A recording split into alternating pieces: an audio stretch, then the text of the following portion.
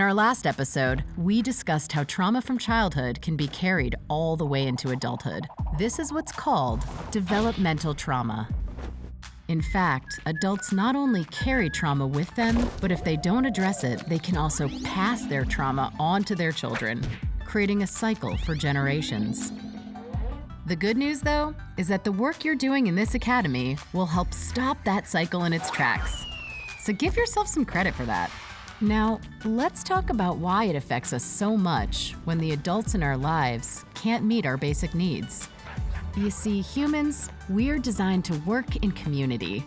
A healthy community offers support and makes every aspect of our lives easier. Remember when we said that one of our basic needs is connection?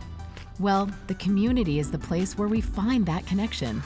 Now, when we're kids, we don't get to choose our community. We have to depend on the adults in our lives to provide that connection. And if those adults fail to meet that need, it can create trauma.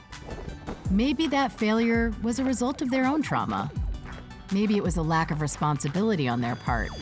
But regardless of the reason why, the person who had to bear the consequences was you.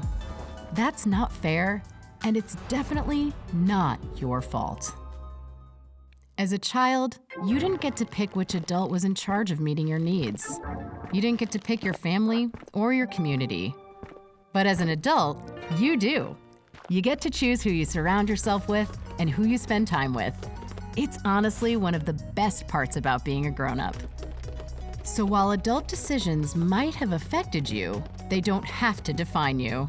Whatever happened in your past, the traumas you are or aren't yet aware of, they're not your fault.